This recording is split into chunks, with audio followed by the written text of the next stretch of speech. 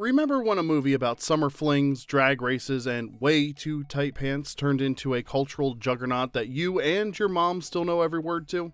That was Grease, the 1978 film that convinced an entire generation that senior year was all about leather jackets, matching dance routines, and changing everything about yourself for the person you liked. You know, the healthy stuff in relationships. Based on the hit stage musical, Grease hit theaters, and suddenly Danny Zuko and Sandy Olsen, played by John Travolta and Olivia Newton-John, were everywhere. You also had Stockard Channing giving us a Rizzo dripping with cynicism, Jeff Conaway as Kaneki, and a whole gang of teenagers who were old enough to rent a car but still somehow made Rydell High feel like the coolest place on the earth. Today, we're counting down 15 weird facts you didn't know about Grease. The casting almost, the near disasters, and the stuff you never noticed even after your 47th rewatch. Now, before we dive in, make sure to hit that like button, subscribe to Remember When for deep dives into the movies and shows we grew up on, and share this video with a friend who wore out their Grease VHS back in the day.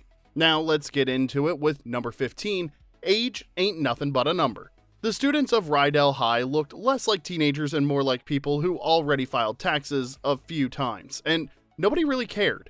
Hollywood in the late 70s wasn't interested in age-accurate casting. They wanted performers who could sing, dance, hit their marks, and survive a grueling shoot without a chaperone or a curfew. So, Grease didn't cast teens. They cast professionals who could squeeze into Letterman jackets. Stockard Channing is the most famous example. Rizzo was supposed to be 17. Channing was 33, nearly double the age, but honestly, that's exactly why the character works. Rizzo's cynicism, her confidence, and that unmistakable I've seen some things energy, none of that lands coming from an actual teenager. You can't fake that kind of world-weary confidence, and Channing didn't have to. Then there's Jamie Donnelly, who played sweet awkward Jan.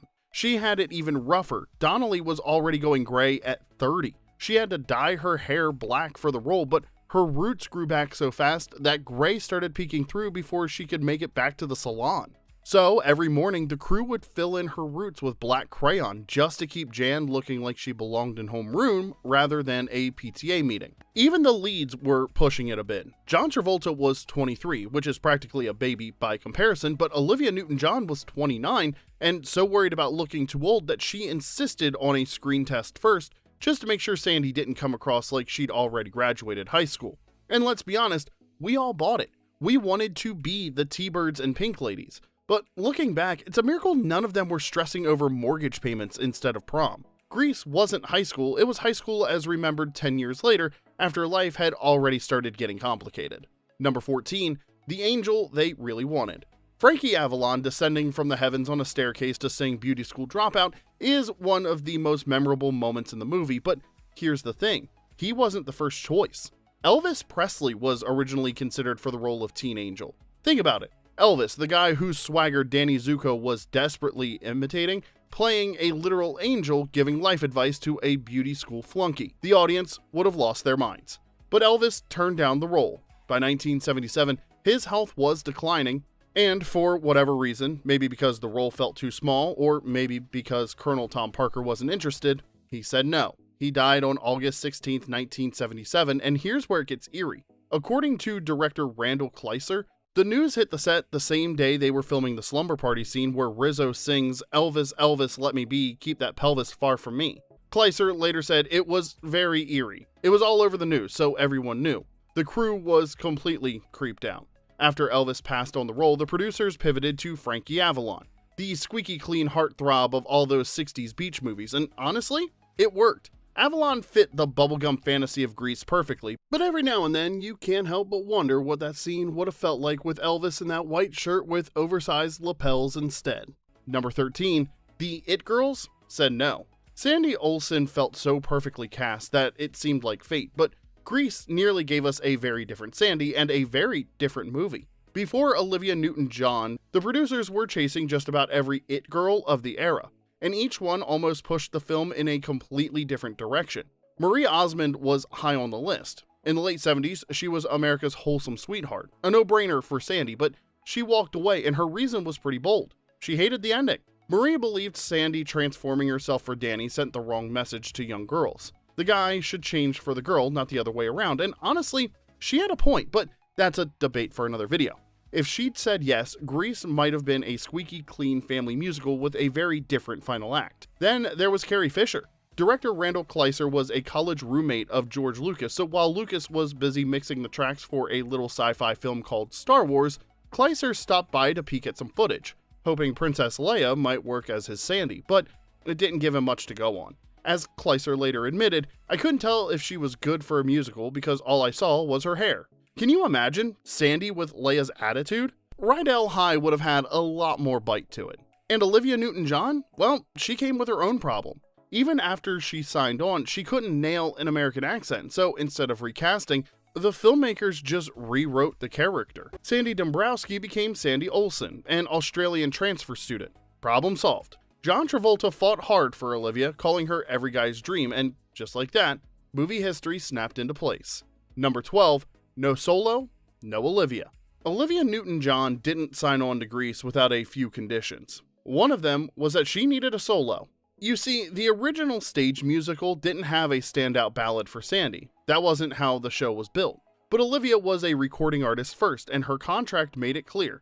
If she was going to carry this movie, she needed a moment to prove why. The problem was that the song didn't exist yet.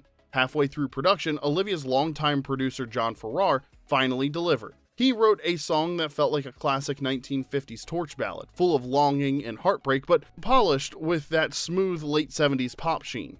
In other words, exactly what Sandy needed. But by the time the track was ready to film, principal photography had already wrapped. The rest of the cast had scattered to other projects, so Olivia came back alone to shoot the scene. That's why Sandy is by herself in the backyard, not because the script demanded it, but because the schedule did. Even her look had to be faked. Hair and makeup scrambled to recreate Sandy's earlier appearance, but if you look closely, there are subtle differences from the summer night sequence. And here's the kicker. That contractual obligation became the film's emotional core. Hopelessly Devoted to You earned the only Academy Award nomination Grease ever received, Best Original Song. It shot up the Billboard charts and helped transform Olivia Newton-John into a full-blown crossover superstar. The song has since become so essential that modern stage revivals now include it, even though it was never part of the original show. Imagine Grease without Hopelessly Devoted. It's like a burger without fries. That contractual clause gave Sandy her moment and the rest of us one of the greatest karaoke anthems of all time. Number 11, 20 minutes to choreograph a classic.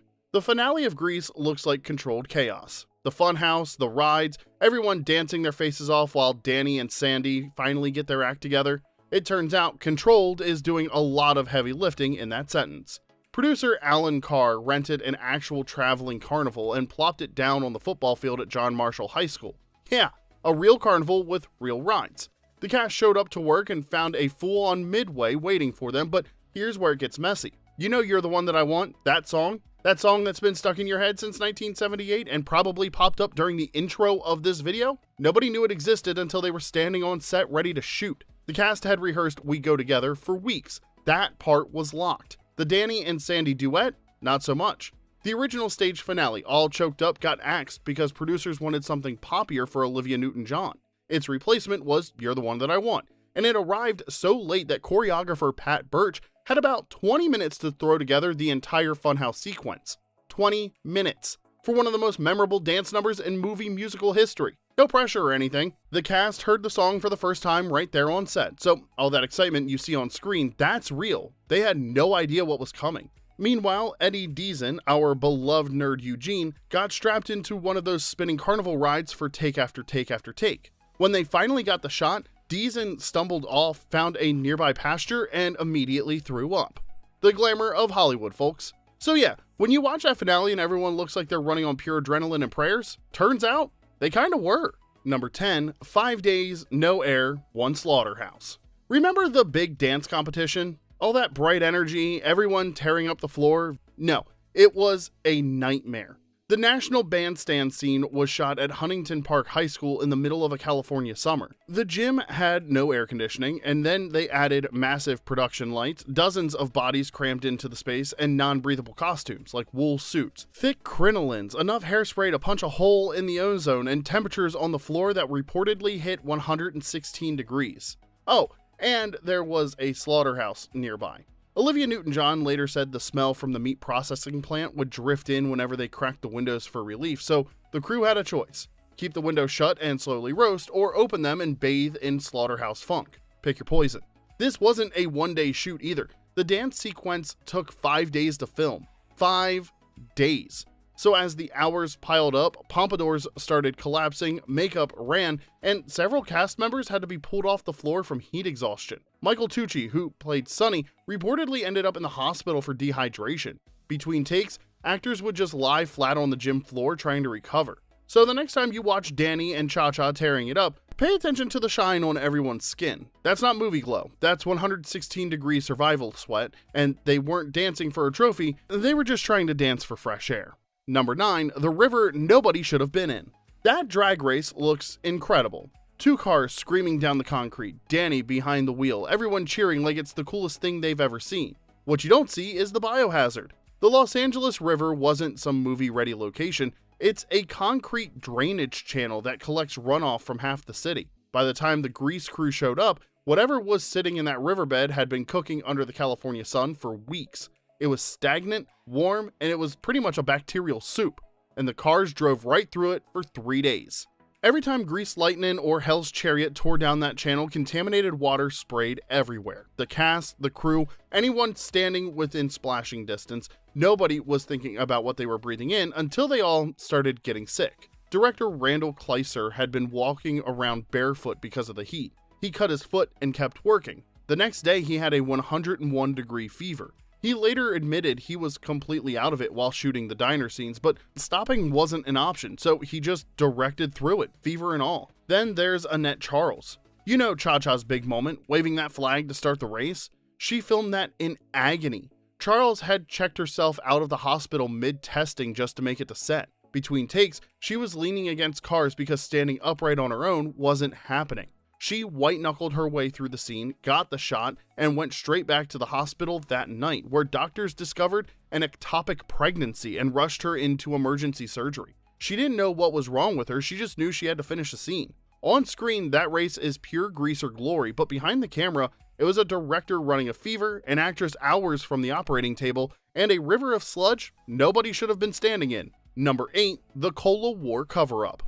Ever notice the weirdly blurry posters in the diner scenes? That's not a film glitch, that's corporate damage control. When the diner set was being dressed, Coca-Cola signs ended up all over the walls. Nobody flagged it as a problem until they saw the footage. One problem, producer Alan Carr had already signed a promotional deal with Pepsi. When Carr spotted Coke logos everywhere, he told director Randall Kleiser to either reshoot the scenes with Pepsi products or get rid of the Coca-Cola stuff entirely. Reshooting wasn't happening, it was too expensive, too time-consuming. So they went with option C, just blur it out. Now, this was pre-Adobe After Effects, so to erase Coca-Cola from the film, the studio had to use optical mats. Old-school effects work applied directly to the film negative.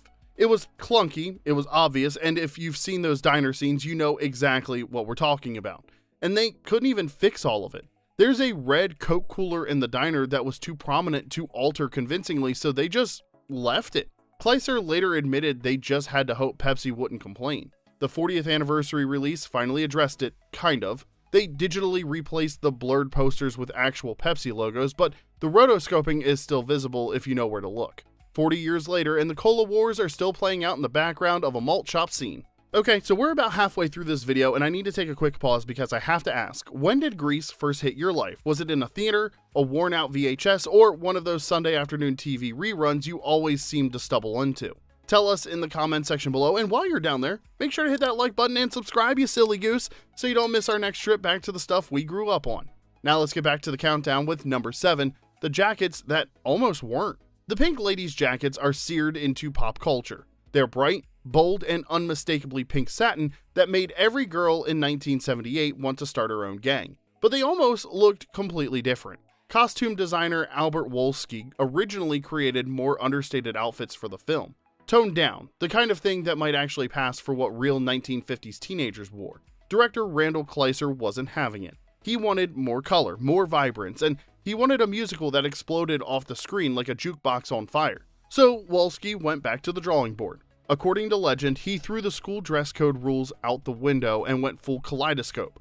Bold colors, flattering silhouettes, and yes, those unmistakable pink satin jackets. The goal wasn't realism, it was impact. Grease was never supposed to look like an actual 1950s high school. It was supposed to look like the version of the 50s you'd dream up after having too many root beer floats, if you catch my drift.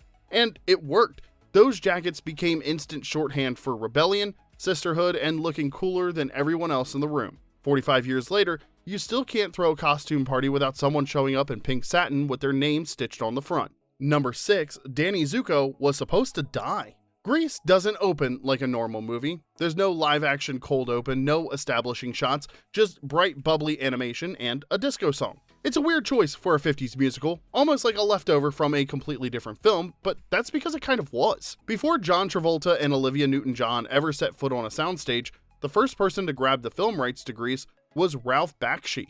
If that name doesn't ring a bell, his resume will. Fritz the Cat, the first animated feature to earn an X rating in the United States. Bakshi didn't make cartoons for kids. He made cartoons for people who probably shouldn't have been watching cartoons. Bakshi's vision for Grease was the same energy. It was dark, adult-oriented, and animated, and according to co-creator Jim Jacobs, when they asked how the story would end, Bakshi's team had an answer nobody expected. Danny Zuko takes his own life. Jacobs later recalled that he and co-writer Warren Casey were kicking each other under the table during the meeting.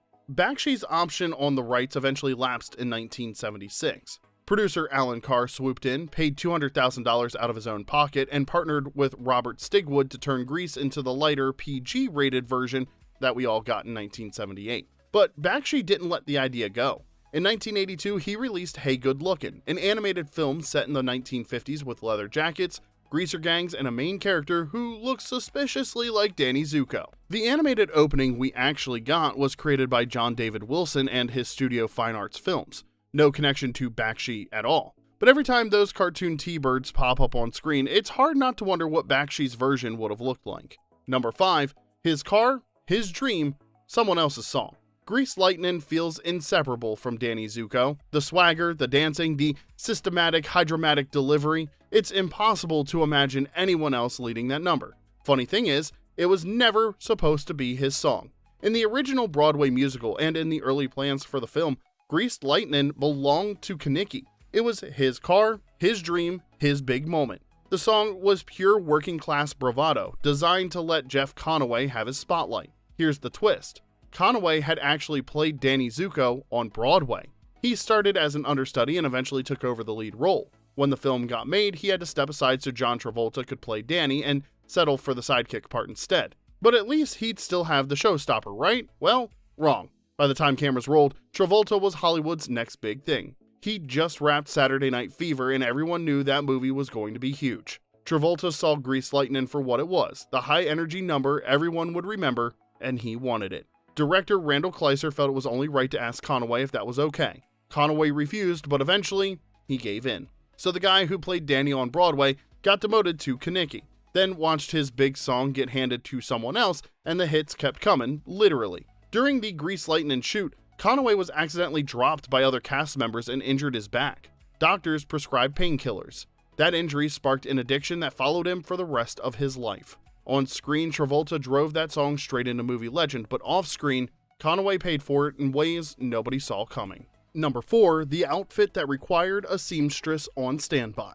Sandy strutting out in those high-waisted black pants is one of the most legendary transformations in movie history.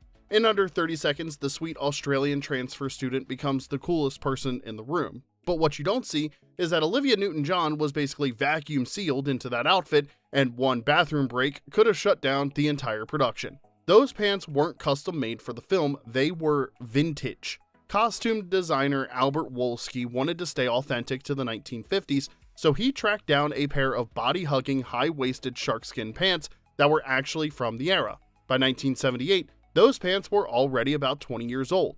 There was only one pair, so no backups, no doubles. As Olivia later said, one rip and disaster. Now, here's where it gets interesting. When Olivia first tried on the pants, the zipper was already broken. Wolsky didn't want to risk damaging the vintage fabric by replacing it, so instead, the costume department came up with a creative solution. They'd sew her into them every single morning. That meant once she was stitched in, that was it. No sitting comfortably, no bending over, and bathroom breaks were a whole production. The crew would have to carefully unpick the stitching, let her out, and then sew her back in again. Olivia later joked that it limited her drinking ability and eating ability, because they'd have to unzip me and sew me up again, so those were long days. And she danced anyway. Every kick, spin, and confident strut and You're the One That I Want was done knowing those decades-old seams could give out at any second. Sandy looks freer and more powerful than ever, while the actress playing her is literally trapped in vintage fabric held together by thread and determination. When filming Wrapped, Olivia got to keep the costume. In 2019, Olivia auctioned both the jacket and pants to raise money for her cancer wellness center in Australia. Together, the outfit fetched $405,700, more than double what auction house Julian's had estimated. The leather jacket alone went for $243,200, while the plants, still sporting that broken zipper, sold for $162,500 to Sarah Blakely, the founder of Spanx. Blakely called Olivia the OG of black leggings and now has those pants framed and hanging in Spanx headquarters. Number 3, the crown that took 40 years to steal. Critics weren't exactly blown away. Reviews ranged from terrific fun to pleasant and plastic, with one dismissing it as having about as much bite or substance as white bread. Teenagers everywhere couldn't have cared less. They showed up in droves and kept showing up. Grease wasn't just a movie, it was a cultural tidal wave. When it hit theaters in the summer of 1978, nobody at Paramount expected what happened next. They'd pegged it as a safe mid-budget teen flick, made for just $6 million. Instead, it became a financial titan that redefined what a musical could do for a modern audience. Grease became the highest-grossing film of 1978, beating out Superman and Jaws 2, and it didn't stop there. It shattered The Sound of Music's 13-year reign as the highest-grossing musical ever made. In the United States, Grease claimed the throne as the highest-grossing live-action musical, a title it would defend for nearly 40 years. Think about that. Through the 80s, 90s, and 2000s, decades of big-budget musicals swinging for the fences, none of them could knock Danny and Sandy off their domestic throne. It wasn't until 2017, when Disney released Beauty and the Beast, that Grease finally lost the crown, and then Wicked dethroned that in 2024. Worldwide, Les Miserables managed to edge past Grease in 2012, but even that took over 3 decades. Made for $6 million, Grease went on to earn $396 million worldwide, 66 times its budget. Number 2, the ending nobody can explain. Most movie couples get a kiss at the end, maybe a slow dance, but Danny and Sandy, they get into a convertible and fly away. No explanation, no warning, just straight up into the clouds like that's a perfectly normal thing to do in a convertible. Director Randall Kleiser has been asked about this moment for years, and his answer is basically a shrug. The flying car wasn't in the stage play, not even close. The original musical ends at the Burger Palace, where Sandy shows up in her new look and everyone sings We Go Together with their feet firmly planted on the ground. No carnival, no liftoff, just a regular happy ending. The movie had other plans. It opens with a wild animated title sequence, and it closes with a car ignoring every law of physics imaginable. Grease wasn't interested in making sense, it was interested in making you feel something. Now, the internet being the internet, someone eventually cooked up the Sandy is dead theory. The idea is that the whole movie is Sandy's dying hallucination after drowning at the beach. In Summer Nights, Danny brags that he saved her life after she nearly drowned, and fans grabbed that lyric and spiraled. The flying car is Sandy ascending to heaven. The too perfect ending is a fantasy as she slips away. Grease co-creator Jim Jacobs shut that down hard. He told TMZ the person who came up with that theory must have been on acid. Sandy was very much alive. Olivia Newton-John thought the whole thing was hilarious and joked that it would make Grease the first zombie musical. So no, the car flying isn't Sandy going to heaven, it's just gloriously weird. Any other movie would have been laughed out of theaters, but Grease was already a world where auto shops break into choreographed fantasy numbers and Frankie Avalon floats down from the clouds to give beauty school advice. At that point, a flying car is just another Tuesday. Number 1, the Fonz said no. Danny Zuko strutted into our hearts with that perfect mix of charm, swagger, and vulnerability, but that performance almost never happened because the role was offered to the Fonz. Hey, in 1977, Henry Winkler was television royalty. His Arthur the Fonz Fonzarelli on Happy Days was the face of 1950s nostalgia. When the producers of Grease came calling, they were handing him the crown jewel of teen cool. Winkler said no, flat out. He was terrified of being typecast. He was already the leather-jacketed, motorcycle-riding cool guy every week on ABC. Taking Danny would have cemented him as the greaser with a heart of gold forever, leaving no room for anything else. That refusal cracked open the door for a young actor just starting to break out on Welcome Back, Kotter, John Travolta. He'd already played Duty in the touring stage production of Grease, but now he had his shot at immortality. Travolta brought something Winkler couldn't. He could sing and he could move. His mother owned a dance studio, and by the time he wrapped Saturday Night Fever, released just months before Grease, he'd trained with top choreographers until his footwork was bulletproof. Danny Zuko required someone who could carry a tune, sell a love story, and make every musical number feel effortless. Travolta delivered all of it. Winkler later admitted he'd made a mistake. He summed it up perfectly. He went home and had an orange juice while Travolta went home and bought a plane.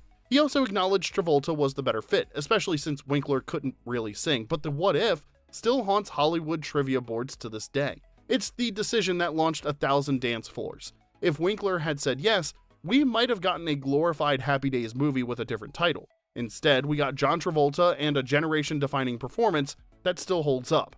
And there you have it, 15 weird facts you didn't know about Grease.